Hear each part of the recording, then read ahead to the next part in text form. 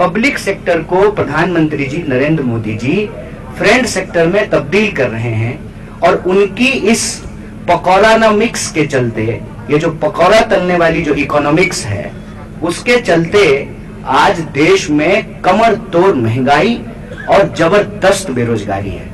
और ये आंकड़ा आप सब लोगों से छुपा हुआ नहीं है कि 45 साल में देश में सबसे ज्यादा बेरोजगारी है। इसीलिए जो आपको भ्रमित किया जा रहा है ना कि आप जॉब सीकर मत बनिए, जॉब गिवर बनिए। साहब प्रधानमंत्री जी, आप स्नेचर बने हुए हैं, आप जॉब स्नेचर हैं, तो हम जॉब गिवर कैसे बने? ये पॉलिसी का सवाल है। भारत इलेक्ट्रॉनिक्स एक पब्लिक सेक्टर कंपनी है जो ईवीएम बनाता है। उसके बोर्ड में 4 बीजेपी के पदाधिकारी डायरेक्टर हैं। तो ईवीएम कैसे निष्पक्ष होगा ये बताइए। आप हाथ दबाएंगे, पंजा दबाएंगे, पर आएगा लोटस।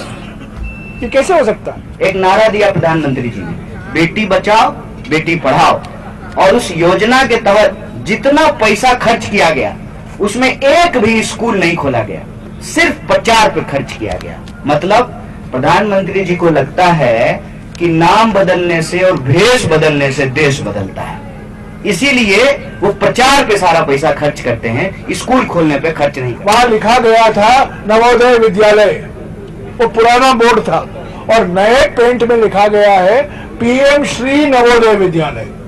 ये हमारे प्रधानमंत्री है ना, इनको भारत रत्न मिलना चाहिए रीब्रांडिंग के लिए, रीपैकेजिंग के लिए, मार्केटिंग के लिए। सभी पत्रकार साथियों को जय जगन्नाथ। जैसा कि जयराम जी ने बताया कि हमारी यात्रा विभिन्न राज्यों से होते हुए उड़ीसा की महान भूमि पर पहुंची है, और यह जो भारत जोड़ो न्याय यात्रा है, पिछला जो भारत जोड़ो यात्रा हुआ था उसके दौरान जो देश के लाखों करोड़ों लोग राहुल जी से मिले, हम भारत यात्रियों से मिले, उन्होंने जो अपना दर्द साझा किया, उनके मन की बात सुनने के बाद हमारी पार्टी को, हमारे नेता को ये लगता है कि इस देश में अन्याय को समाप्त किए बिना, न्याय की स्थापना किए बिना देश को शक्ति नहीं मिलेगी, देश शक्तिशाली नहीं होगा। और देश का मतलब देश के 140 करोड़ लोग। तो ये जो देश के 140 करोड़ लोग हैं, उनके साथ, किसी के साथ भी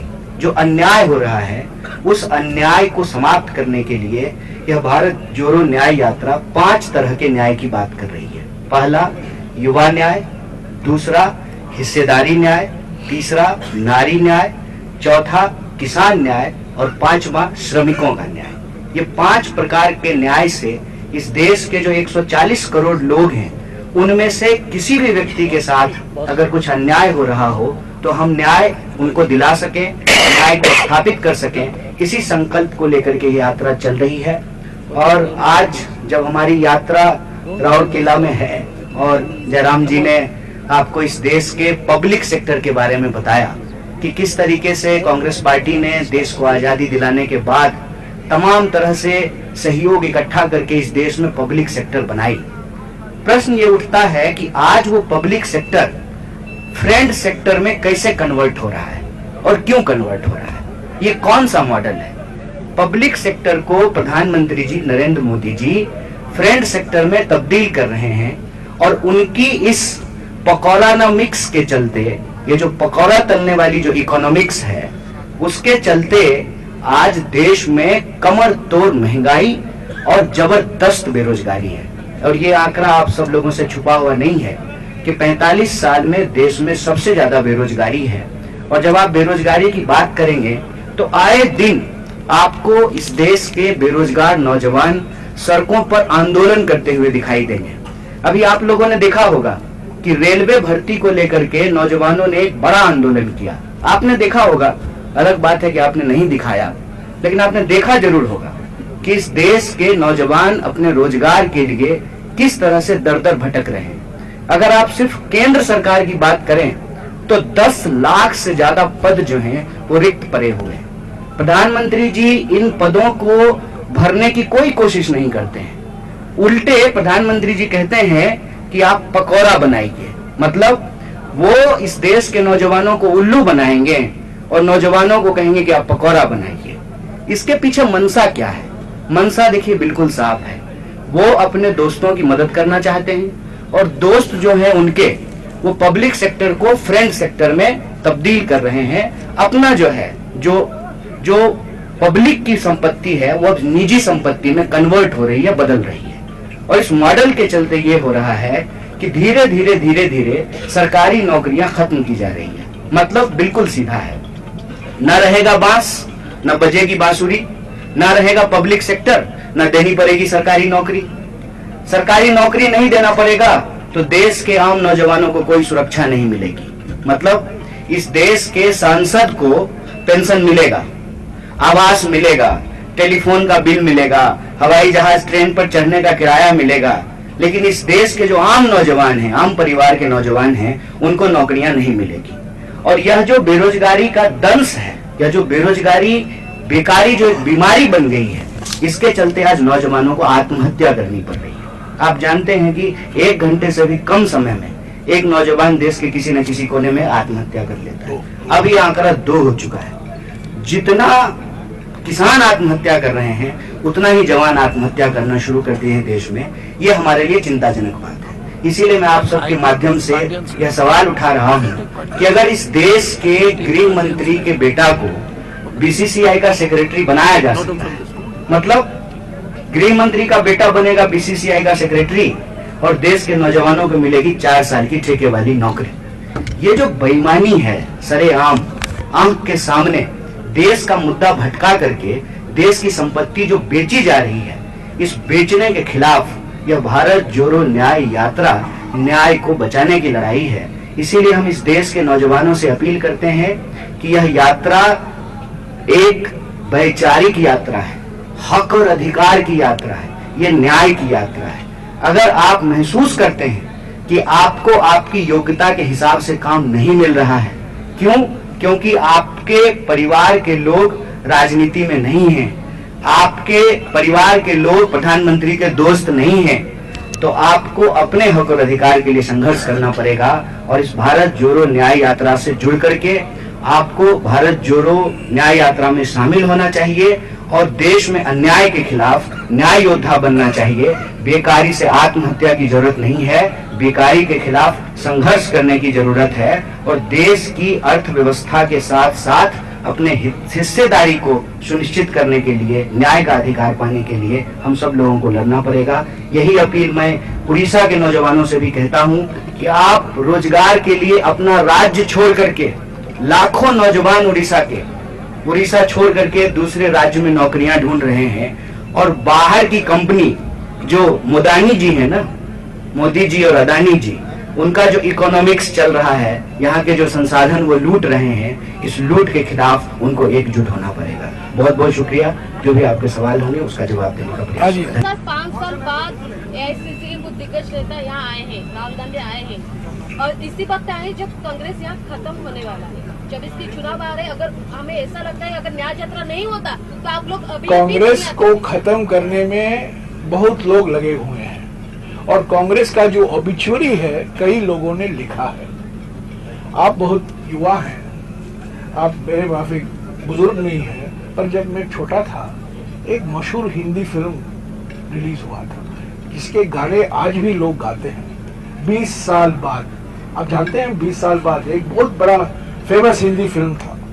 2003 में सभी लोगों ने कहा कांग्रेस मर गई है, छत्तीसगढ़ हार गई है, मध्य प्रदेश हार गई है, राजस्थान हार गई है और इंडिया शाइनिंग है। और भीष्म पितामह, हमारे देश के भीष्म पितामह प्रधानमंत्री बैठे हैं, अटल बिहारी वाजपेयी। क्या हुआ 2004 में? किसकी सरकार बनी? नहीं, 2004 में वो मरी हुई कांग्रेस की सरकार बनी ना। तो आप लिखते जाइए कांग्रेस की ओबिचुरी, कांग्रेस उठता रहेगा, क्योंकि जो कांग्रेस है भारतीय समाज को दर्शाता है। जब तक हम अनेकता, भारतीय समाज में अनेकता रहेगा, जब तक कांग्रेस पार्टी जीवित रहेगी।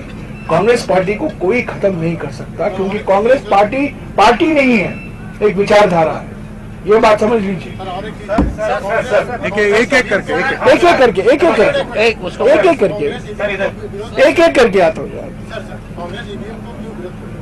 हम ईवीएम का विरोध नहीं कर रहे हैं, हम वीवीपैट मांग रहे हैं। ये बात समझिए। अब इलेक्शन कमीशन हमें 6 महीने से अपॉइंटमेंट नहीं दे रही है, क्योंकि हम चाहते हैं ईवीएम का इस्तेमाल हो और उसके साथ साथ वीवीपैट का भी इस्तेमाल हो, और यही हमारी मांग है। लोकतंत्र में हमारा हक बनता है, हमारी जो मांग है हम संस्थाओं तक पहुंचाएं। संस्था क्या करती है वो उसका मन मर्जी। इलेक्शन कमीशन एक कॉन्स्टिट्यूशनल बॉडी है, हमें 6 महीने से लटका के रखे हैं, हमें अपॉइंटमेंट ही नहीं मिल रहा है। और हम क्या कहना चाहते हैं, हम एक मेमोरेंडम पेश करना चाहते हैं ताकि ईवीएम का इस्तेमाल कीजिए, पर उसके साथ साथ वीवीपैट भी होना जरूरी है। पर क्यों आपत्ति है इसमें वीवीपैट इस्तेमाल करने में? और हम एकमात्र रीजन ये है कि ईवीएम का मैनिपुलेशन होता है। ये ईवीएम ना इलेक्ट्रॉनिक वोटिंग मशीन नहीं है, ईवीएम का माने है electronic voting manipulation. M machine नहीं होता है, एम मैनिपुलेशन होता है। तो यही है, भारत इलेक्ट्रॉनिक्स एक पब्लिक सेक्टर कंपनी है जो ईवीएम बनाता है, उसके बोर्ड में 4 बीजेपी के पदाधिकारी डायरेक्टर हैं। तो ईवीएम कैसे निष्पक्ष होगा ये बताइए? आप हाथ दबाएंगे, पंजा दबाएंगे, पर आएगा लोटस, ये कैसे हो सकता है? मैनिपुलेशन तो होता है ना। तो हम ये कह रहे हैं कि ठीक है, हमारा देश एकमात्र देश है जहां ईवीएम का इस्तेमाल हो रहा है। अमेरिका में नहीं है, इंग्लैंड में नहीं है, जर्मनी में नहीं है, वो छोड़ दीजिएगा, हम एकमात्र देश है, ठीक है।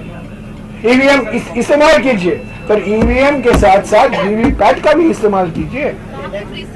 भारतवर्ष में शिक्षा का स्तर पूरा गिरा हुआ, सरकारी स्तर का।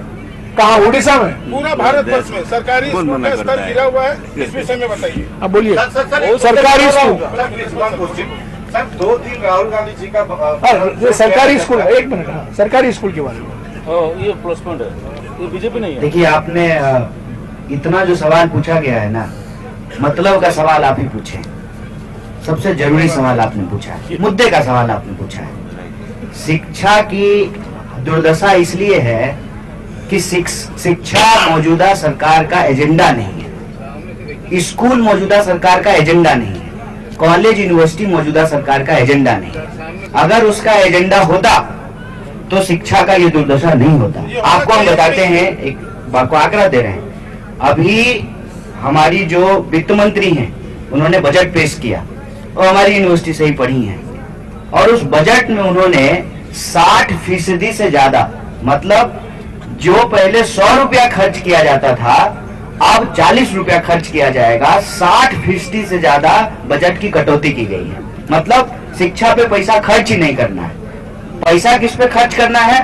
प्रचार पे। मैं आपको एक और आंकड़ा देता हूँ। एक नारा दिया प्रधानमंत्री जी ने, बेटी बचाओ बेटी पढ़ाओ, और उस योजना के तहत जितना पैसा खर्च किया गया उसमें एक भी स्कूल नहीं खोला गया, सिर्फ प्रचार पे खर्च किया गया। मतलब प्रधानमंत्री जी को लगता है कि नाम बदलने से और भेष बदलने से देश बदलता है, इसीलिए वो प्रचार पे सारा पैसा खर्च करते हैं, स्कूल खोलने पे खर्च नहीं करते। स्कूल की अगर मैं बात करूं, एक बात और बता दूं, आप लोग ध्यान से अगर देखेंगे तो अखबार के किसी कोने में इतना छोटा सा न्यूज आता है कि सरकार ने 500 स्कूल बंद करने का निर्णय लिया है।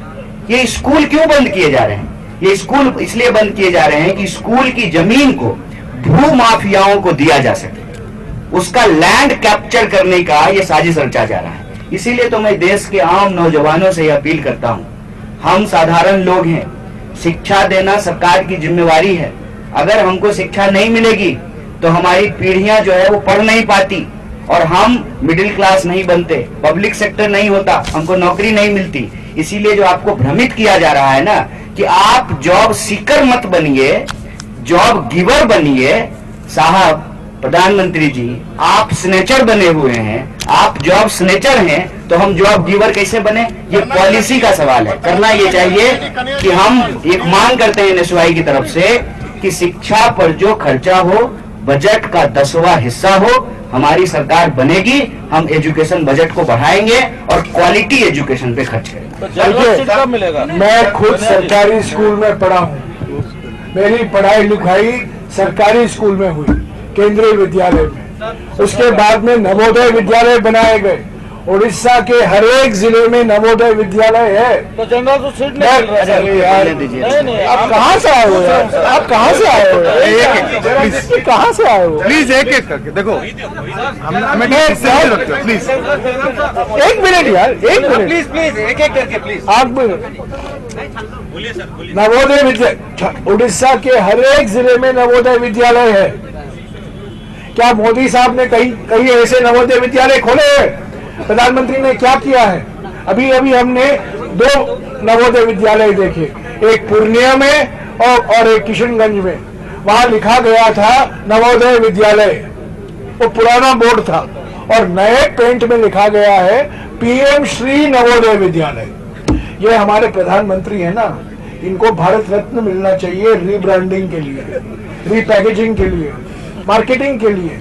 नवोदय बनाया गया राजीव गांधी जी के समय, केंद्रीय विद्यालय बनाया गया लाल बहादुर शास्त्री और पंडित जवाहरलाल नेहरू जी के समय, पर नाम लिखा जाता है पीएम श्री नवोदय विद्यालय, पीएम श्री केंद्रीय विद्यालय।